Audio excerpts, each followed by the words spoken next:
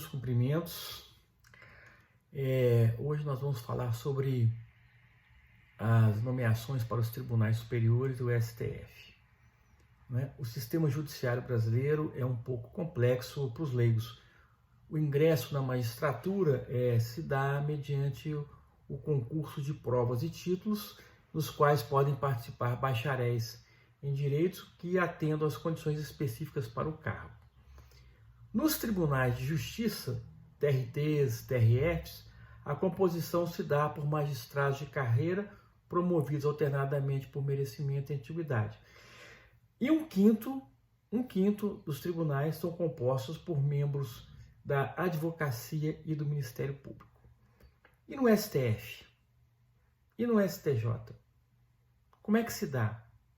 E como é que se dá nos Estados Unidos da América? E qual a importância de falar sobre isso?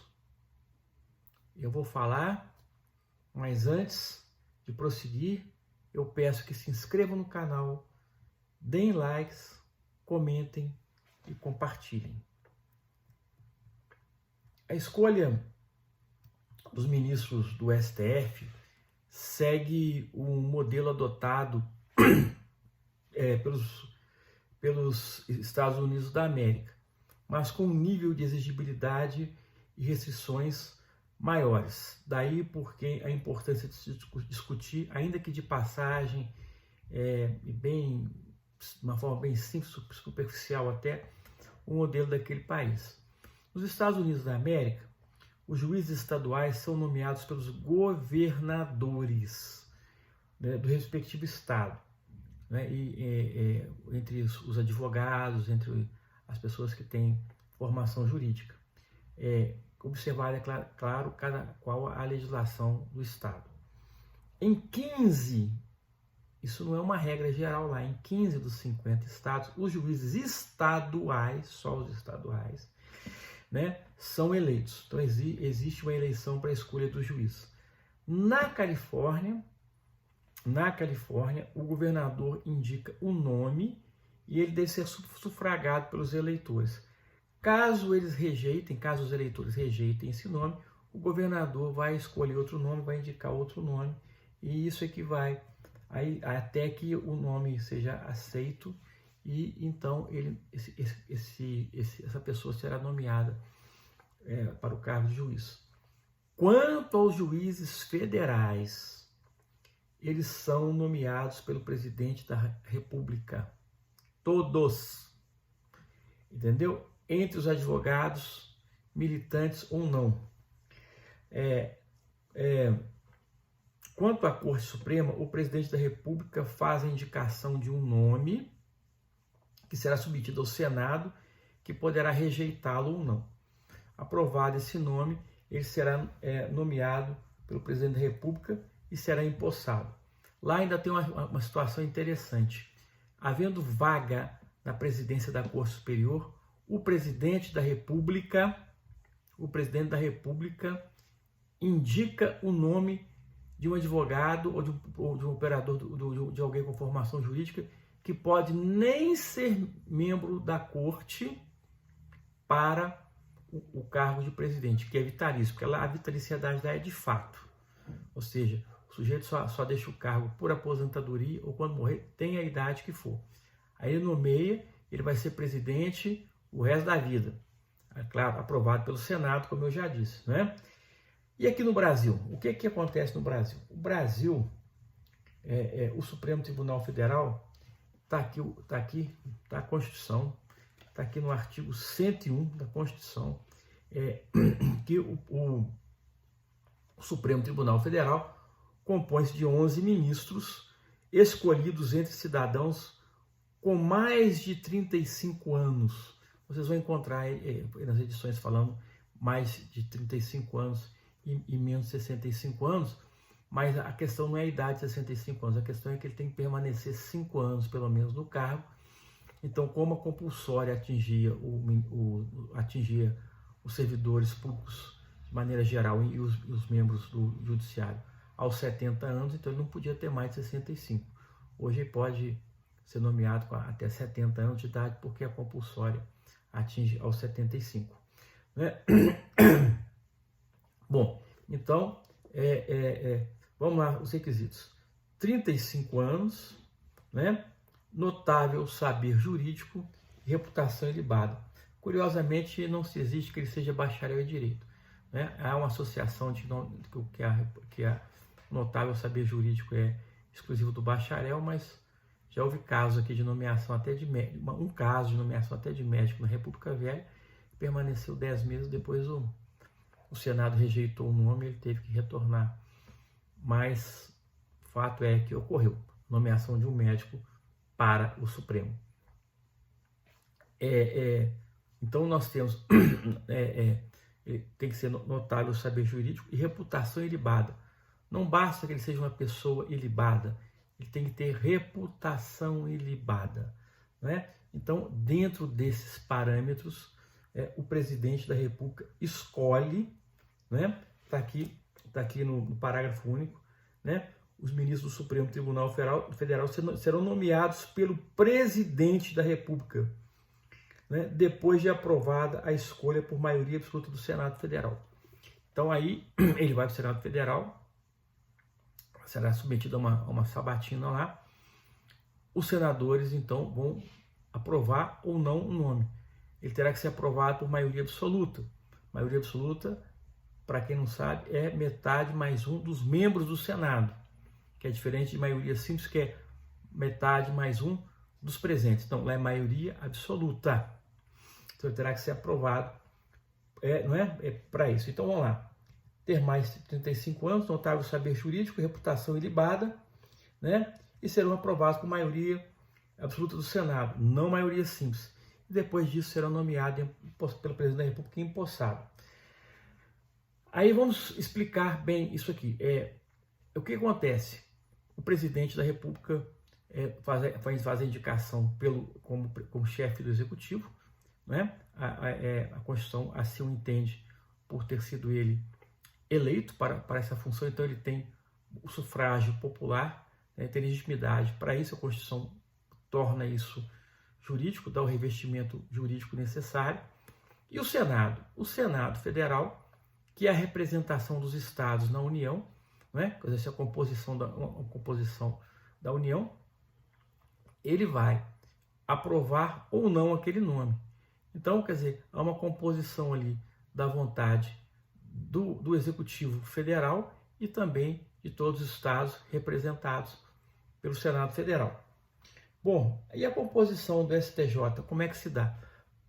A composição do STJ ela é um pouco mais restrita até do que a do STF. Por quê? Porque está no artigo 104 aqui da Constituição, né? Está no artigo 104 da Constituição, que, se não me engano, deixa eu achar aqui, 104. O Superior Tribunal de Justiça compõe-se de, no mínimo, 33 ministros. 33. Observe que a composição dos tribunais são sempre ímpar, número ímpar. Os ministros do Superior Tribunal de Justiça serão nomeados pelo presidente da República, dentre os brasileiros com mais de 35 anos, né, de notável saber jurídico, reputação ilibada, depois de aprovada a escolha pela maioria absoluta do Senado Federal. Até aqui, tudo similar, né? Mas aí vem, olha para vocês observarem, 1/3 desses juízes tem que ser dos tribunais regionais federais. 1/3 desses juízes dos tribunais regionais federais, né? Dentre os e 1/3 dentro dos desembargadores dos tribunais de justiça indicados em lista tríplice elaborada pelo próprio tribunal. Então, o STJ, sendo uma vaga destinada aos tribunais federais, o STJ elabora uma lista tríplice, escolhe uma lista tríplice e encaminha ao presidente da República essa lista tríplice, né? Para o tribunal, para o presidente. Se for uma do Tribunal de Justiça, a mesma coisa. Ele vai, entre os tribunais de justiça, ele vai formar uma lista tríplice e encaminhar para o presidente da República.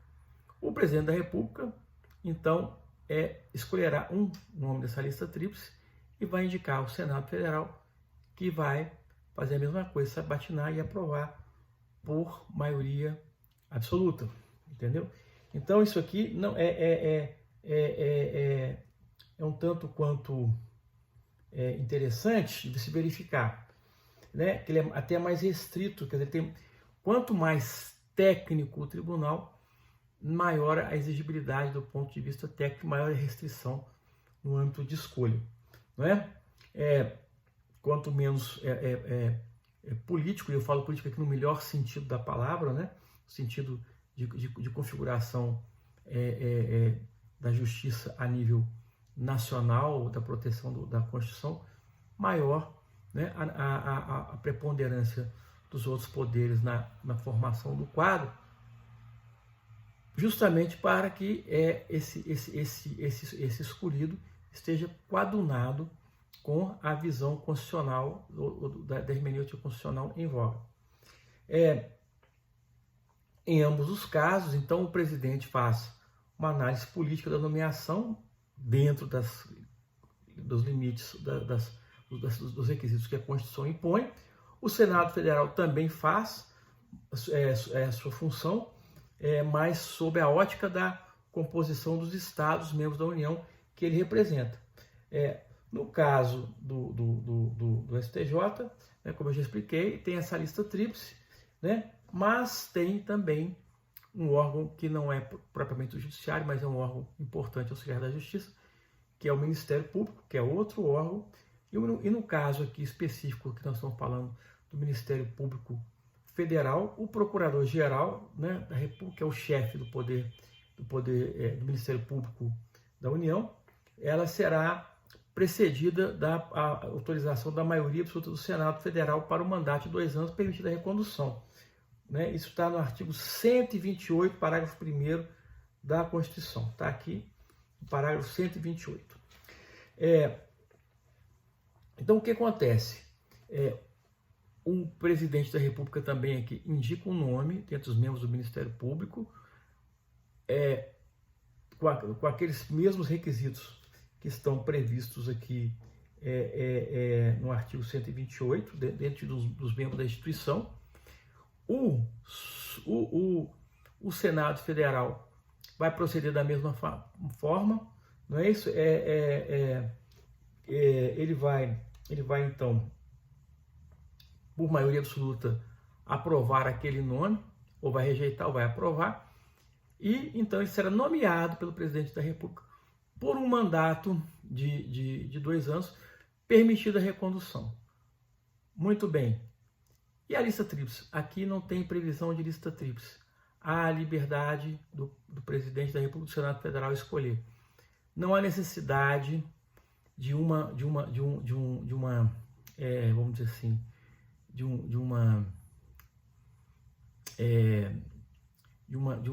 um controle do próprio órgão, né, que é o Ministério Público, porque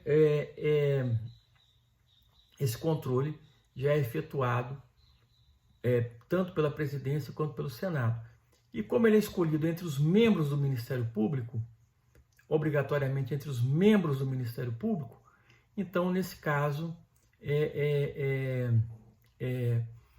não se precisa avaliar, né, essa questão toda que se avalia nos outros poderes, porque eles já são de carreira, já estão ali, já foram concursados, não há essa necessidade. Então, não é essa necessidade. E o presidente da República e o Senado Federal, que foram eleitos, os senadores foram eleitos pelo povo, tem legitimidade para escolher.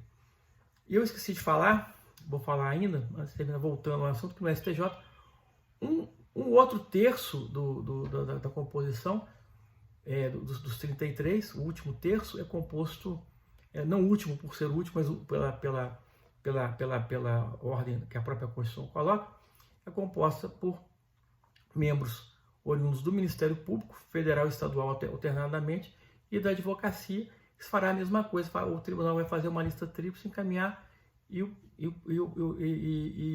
presidente escolhe, manda o Senado faz a sabatina do mesmo jeito e aprova, aprova ou não, mas aprovando, aprova por maioria absoluta. Então, é assim que funciona. No Ministério Público, também a nomeação, não existe essa norma, não existe essa obrigatoriedade de lista tríplice, que já que era uma praxe, não é? Pode ser até utilizado como um auxílio para o presidente na sua escolha, mas que não o obriga. Aliás, começou-se a ventilar o seguinte: que se tem uma lista tríplice, que o presidente teria que nomear o mais votado. Ora, se ele tem que nomear o mais votado, para que lista tríplice? Então, para que lista tríplice? O que os outros dois estão fazendo lá? Papel de bobo? Não. É porque o presidente tem liberdade de escolha. Mas, na verdade, a liberdade de escolha dele, nesse caso, quando a Constituição quis que houvesse lista tríplice, ela fez como fez com a STJ. Mas ela não quis isso no STF. Ela não quis isso no procurador da República. Então, é ilegítimo querer se impor ao mandatário que ele fica adstrito a uma lista tríplice que a Constituição não o exige e nem a lei ordinária. Entendeu? Então é esse ponto que eu quero ressaltar aqui. Eu estou falando do ponto de vista jurídico, não estou falando deste presidente, nem do presidente futuro, nem passado, nem coisa nenhuma. Eles não estão adstritos. Muitas vezes pode-se fazer uma crítica quanto a pessoa escolhida, quanto às razões da escolha, quanto à capacidade jurídica de A, B ou C, mas não à liberdade de escolha do presidente nos termos da Constituição. Isso é que é importante ressaltar. Dito isso, eu agradeço mais uma vez, obrigado. Reitero que se inscrevam no canal, deem like e compartilhem. E não deixem de comentar. O comentário é muito importante. Muito obrigado e até a próxima.